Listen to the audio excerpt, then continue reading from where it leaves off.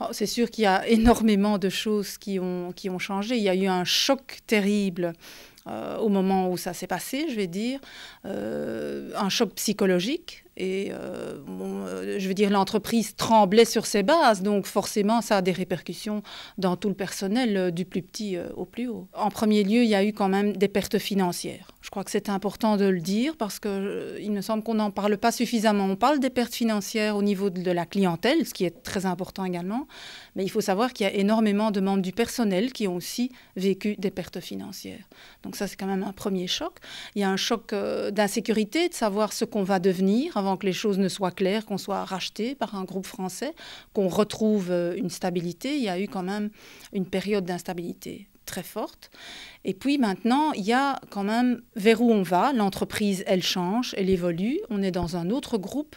Il y a énormément de choses qui bougent dans les structures de l'entreprise. Je veux dire, on voit le travail différemment, ne fût-ce que les risques, qui est quand même un département très important, qui est là, refondu totalement. Donc il y a beaucoup de choses qui se passent au niveau du contenu des fonctions. Je veux dire, c'est vraiment un autre monde.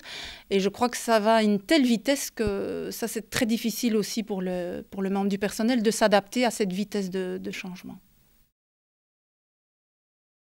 Je pense que ce n'est pas le plus gros changement, ce n'est pas au niveau du contenu. Il y a une approche différente au niveau de la clientèle, qui n'est peut-être pas simplement lié à la crise. Je veux dire, c'est un mouvement qui est en marche depuis des décennies. Donc, c'est une informatisation vraiment du métier de banquier à tous les points de vue.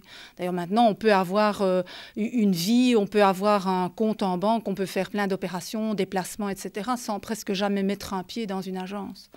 Donc, forcément, le métier a changé. C'est plus un métier de conseil. C'est un métier beaucoup plus pointu, beaucoup plus technique. Il y a moins la polyvalence qu'on pouvait rencontrer dans le secteur auparavant.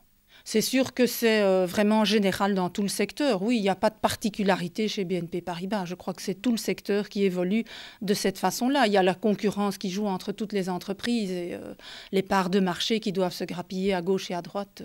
Ça, c'est la même chose pour tout le monde. Je ne sais pas si on peut dire que c'est vraiment la crise. Il y a peut-être une perte de confiance au niveau des membres du personnel, peut-être pas liée au travail du délégué syndical, mais j'essaye de me mettre à la place d'un membre du personnel, je vais dire, normal, et de se dire, on en est arrivé si loin, peut-être, dans l'entreprise, et pourquoi les syndicats n'ont-ils pas su éviter cela? Donc, est-ce que ça a un mauvais impact?